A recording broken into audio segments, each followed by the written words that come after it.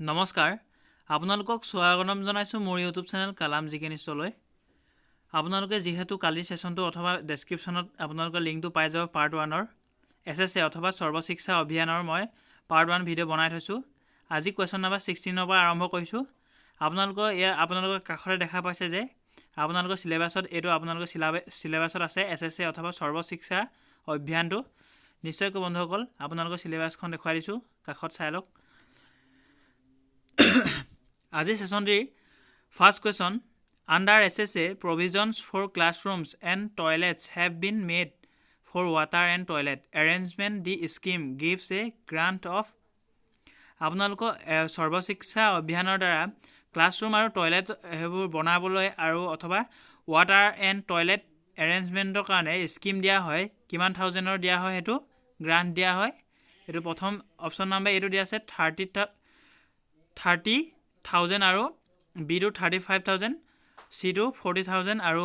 D to 45,000 আপোনালোকৰ SSA আন্ডাৰত classroom আৰু toilet সমূহ বনাবলৈ স্কিমৰ গ্ৰান্ট দিয়া হয় আপোনালোকৰ অপচন নম্বৰ B হৈ যাব ৰাইট আনসাৰ 35,000 টকা দিয়া হয় next question number 17 which one is not the qualitative reform of সৰ্বশিক্ষা অভিযান তলত এটা কোনটো নহয় বুলি কৈছে কোৱালিটিভ ৰিফৰ্ম অফ সৰ্বশিক্ষা অভিযান হেতু আপোনালোকৰ এটো দিয়া আছে teacher grant B to disabled children আৰু সি টু টিচাৰ ট্ৰেইনিং আৰু ডি টু ক্লাছৰুম ইয়াতে আপোনালোকৰ ৰাইট আনসাৰ হৈ যাব অপচন নম্বৰ ডি ক্লাছৰুমটো হৈ যাব কোৱালিটিভ ৰিফৰ্ম অফ সৰ্বশিক্ষা অভিযানৰ এটো নহয় নেক্সট question number 18 to চাব the distance education program under সৰ্বশিক্ষা অভিযান was created by the MHRD as a national center for distance education activities on এটা আপোনালোক অপচন দিয়া আছে জুন 1st 2003 আৰু বি টু জুন 1st 2004 আৰু সি টু জুলাই 1st 2003 আৰু D two July 1st 2004 ইয়াতে আপোনালোকৰ ডিসটেন্স এডুকেশন প্ৰগ্ৰাম আন্ডাৰ সৰ্বশিক্ষা অভিযানৰ দ্বাৰা ক্ৰিয়েট কৰা হৈছিল যোনটো নেকি MHRD national centre for distance education হেতু আপোনালোকৰ অপচন নম্বৰ সি July 1st 2003 next question number 19 চাব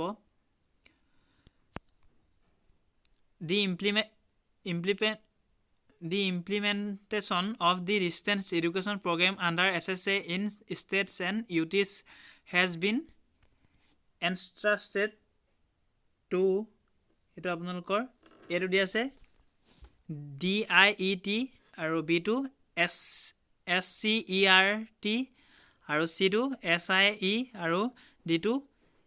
IGNO অথবা আমি IGNO বুলি কওঁ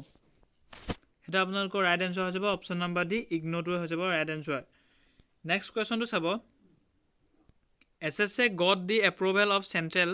government on SSA got the approval of central government SSA সৰ্বশিক্ষা অভিযানটো এপ্ৰুভেল কৰা হৈছিল গভৰ্ণমেণ্টৰ দ্বাৰা চেন্ট্ৰেল গভৰ্ণমেণ্টৰ দ্বাৰা হেতু কোন চনত এটো আপোনালোকৰ অপচন দি আছে সেপ্টেম্বৰ 1999 বি টু অক্টোবৰ 2000 আৰু সি টু নৱেম্বৰ 2000 আৰু ডি টু ডিসেম্বৰ 2001 এটো আপোনালোকৰ হৈ যাব সৰ্বশিক্ষা অভিযানটো চেন্ট্ৰেল গভৰ্ণমেণ্টৰ দ্বাৰা এপ্ৰুভ কৰা হৈছিল এটো আপোনালোকৰ অপচন নম্বৰ সি নৱেম্বৰ 2000 ত এপ্ৰুভ কৰা হৈছিল নেক্সট কোৱেশ্চনটো চাব বন্ধুসকল আপোনালোকৰ ভিডিওটো দীঘল হ'ব পাৰে আপোনালোকে স্কিপ নকৰি সম্পূৰ্ণকৈ চাবলৈ চেষ্টা কৰিব যেহেতু আপোনালোকৰ সিলেবাসত এটো আছে আপোনালোকৰ এই ধৰণৰ কোৱেশ্চন আপোনালোকৰ নিশ্চয়কৈ আহিব এই আপোনালোকৰ সেকশন দি আপোনালোকৰ 40 নম্বৰ আহিব আপোনালোকে প্লেলিষ্টত চাই ল'ব পাৰে এডুকেশন প্লেলিষ্ট বনোৱা আছে আপোনালোকে তাতে চাই ল'ব ইয়াৰ বাকি কিটা পাৰ্টৰ অথবা মই ডেসক্ৰিপচনৰ লিংকটো দি দিম পাৰ্ট 1 ৰ SSA পাৰ্ট 1 ৰ লিংকটো দি দিম ডেসক্ৰিপচনত আপোনালোকে তাতে গৈ চাই ল'ব পাৰিব আৰু 21 question নম্বৰ এটা SSA is a Indian government program aimed at the universalization of elementary education. The program was pioneered by আপোনালোকৰ যেহেতু SSA সৰ্বশিক্ষা অভিযানটো ইণ্ডিয়ান গভৰ্ণমেণ্ট প্ৰগ্ৰামৰ দ্বাৰা এইম আছিল কি ইউনিভাৰ্সালাইজেশন অফ এলিমেণ্টাৰী এডুকেশ্যন হেতু আপোনালোকৰ প্ৰগ্ৰামটো কাৰ দ্বাৰা আৰম্ভ কৰা হৈছিল হেতু আপোনালোকৰ পিয়নিয়েৰ্ড বাই অপচন দিয়া আছে এটো BP Singh B two Atal Bihari Vajpayee সিটো APJ আব্দুল কালাম ডিটো S ৰাধাকৃষ্ণন এটো আপোনালোকৰ অপচন নাম্বাৰ বি হৈ যাব ৰাইট আনসাৰ অটল বিহাৰী বাজপেয়ী দ্বাৰা SSA প্ৰগ্ৰামটো আৰম্ভ কৰা হৈছিল নেক্সট কোৱেশ্চনটো চাব during the 9 plan the costs for SSA were shared by center and states in the ratio মানে 9 প্লেনটৰ মতে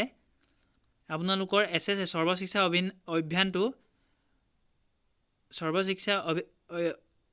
অভিযানটো আপোনালোকৰ কি কৈছিলে শেয়াৰ কৰিছিলে সেন্ট্ৰেল আৰু ষ্টেটৰ দ্বাৰা হেতু কিমান শেয়াৰ কৰিছিলে আপোনালোকে নিশ্চয়কৈ অপচন নম্বৰ 75 ৰেশিও 25 B to 80 ৰেশিও 20 আৰু C to 85 ৰেশিও 15 D to 60 ৰেশিও 40 এজে আপোনালোকৰ ষ্টেটৰ পৰা 85% আৰু সেন্টাৰৰ পৰা 85% আৰু ষ্টেটৰ পৰা ষ্টেট গভৰ্ণমেণ্টৰ দ্বাৰা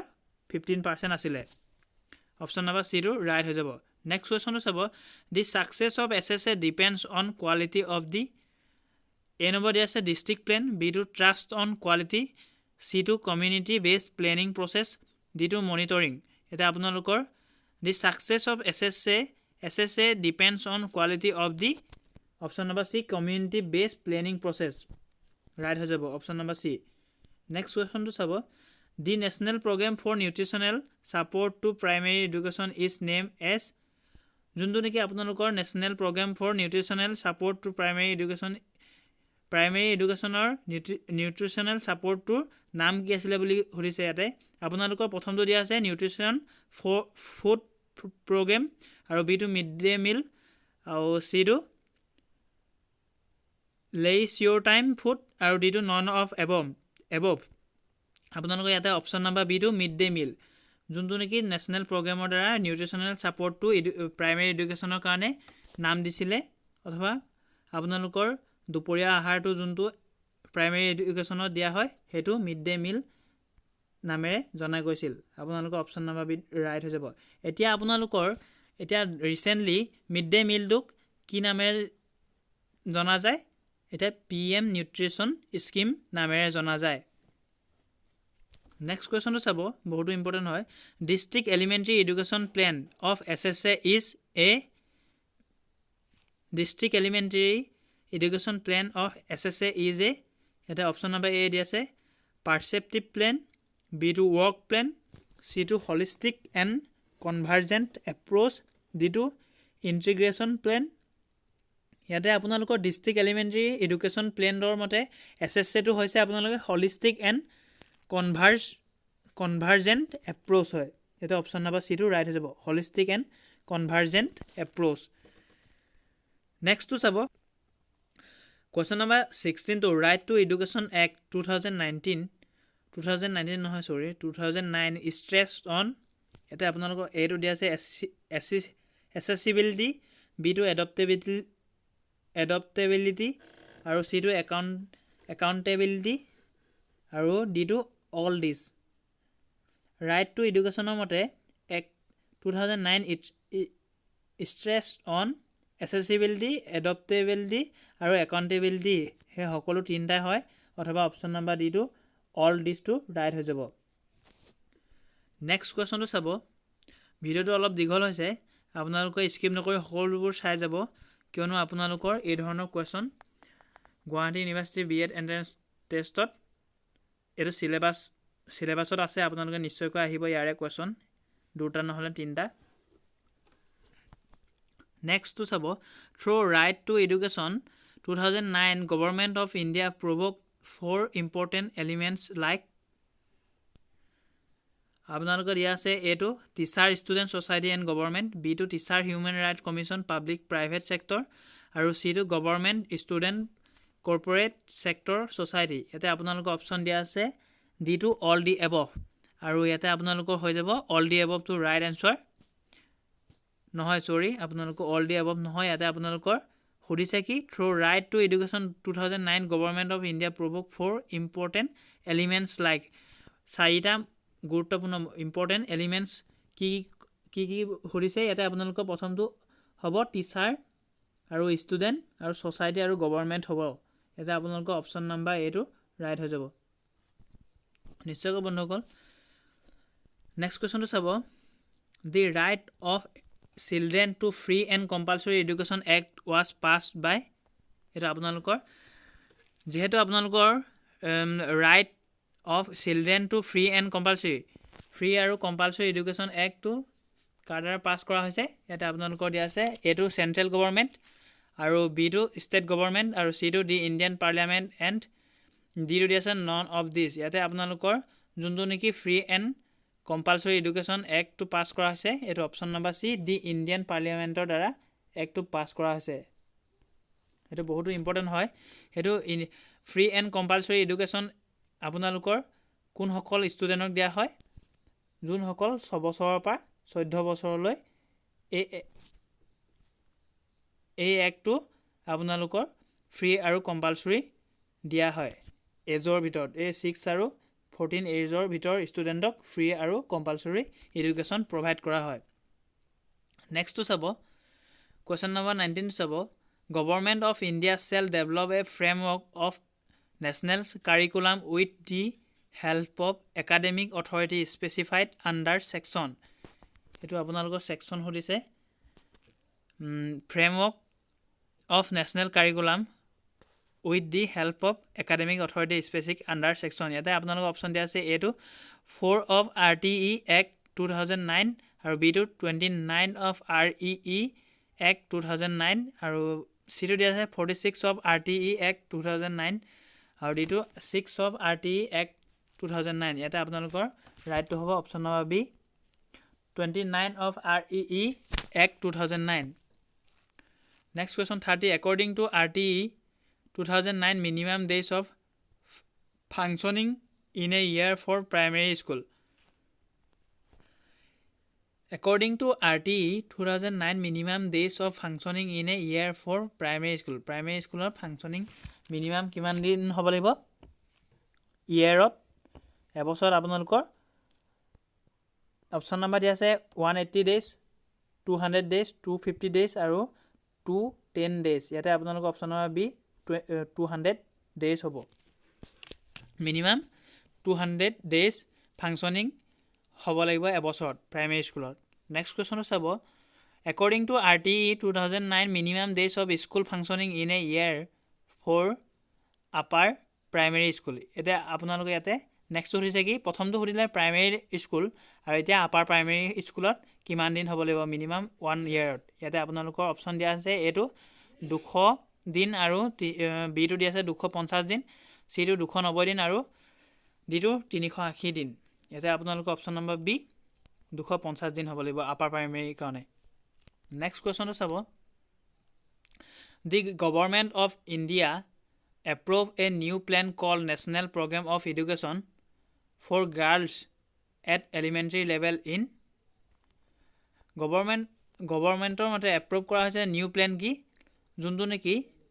national programme of education for girls at elementary level বুলি কওঁ সেইটো কিমান চনত লাগু কৰা হৈছিলে অথবা কোন চনত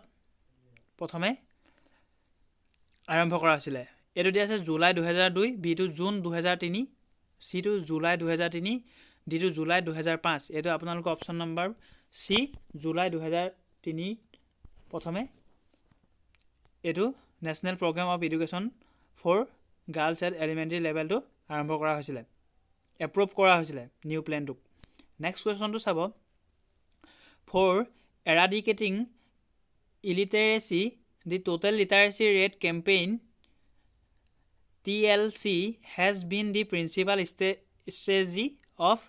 এইটো আপোনালোকৰ অপশ্যন দিয়া আছে UEE আৰু বিটো NLM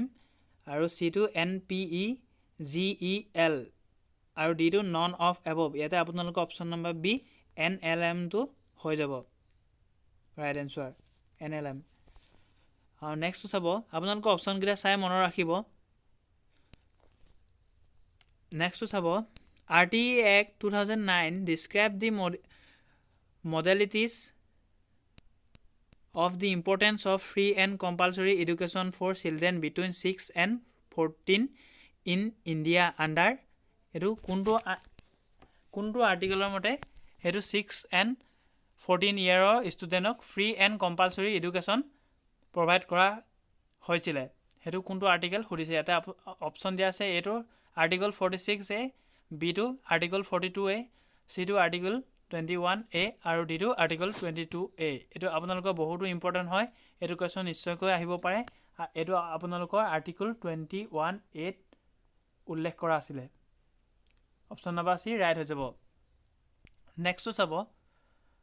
article 21A and Red Act came into effect on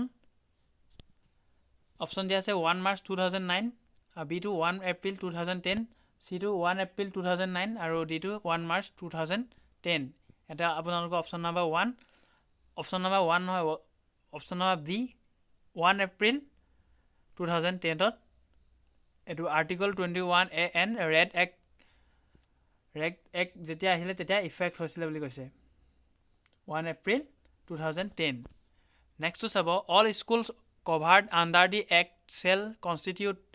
a school management committee consisting of এটো দিয়া আছে head teacher বিটো local elected representation আৰু সিটো parents and community members আৰু ডিটো all the above আপোনালোকৰ right answer all the above হৈ যাব কিয়নো হেড টিচাৰো হ'ব লাগিব আৰু লোকেল ইলেক্টেড ৰিপ্ৰেজেন্টেশনো হ'ব লাগিব আৰু পেৰেন্টছ এণ্ড কমিউনিটি মেম্বাৰ সকলো হ'ব লাগিব নেক্সটটো চাব RTE Act mandates all the private schools to reserve 25% of the seats for children belonging to 25% private স্কুলত ৰিজাৰ্ভ থাকিব লাগিব কোনসকল ষ্টুডেণ্টৰ কাৰণে কোনসকল ষ্টুডেণ্ট য'ৰ পৰা বিলং কৰে সেইটো আপোনালোকে এটো দিয়া আছে সোশিয়ালি ডিসএডভান্টেজ বি টু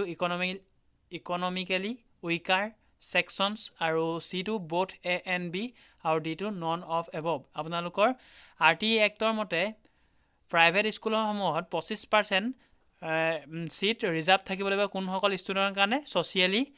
ডিসএডভান্টেজ আৰু ইকনমিক্যালি উইকাৰ সেকশনৰ ষ্টুডেণ্টৰ কাৰণে 25% আপোনালোকৰ ৰিজাৰ্ভ থাকিব লাগিব এটো option number C both A and B টু ৰাইট হৈ যাব option number C next question অথবা এই সেশনটিৰ last question the RTE Act provides for the right of children to free and compulsory education till completion of এটা আপোনালোকৰ এটো elementary education B to secondary education C to higher education আৰু D to none of above এটা আপোনালোকৰ option number A elementary এডুকেশ্যনটো হ'ব right answer RTE এক্টৰ মতে ৰাইট অফ চিলড্ৰেনৰ বাবে ফ্ৰী এণ্ড কম্পালচৰি এডুকেশ্যন টিল কমপ্লিটেশ্যন অফ এটো আপোনালোকৰ হৈ যাব এলিমেন্টাৰী এডুকেশ্যনটো হ'ব ৰাইট আনসাৰ অপশ্যন নম্বৰ এ নিশ্চয়কৈ বন্ধুসকল আপোনালোকে এই সেশনটি চাই যদি আপোনালোকে উপকৃত বুলি ভাবিছে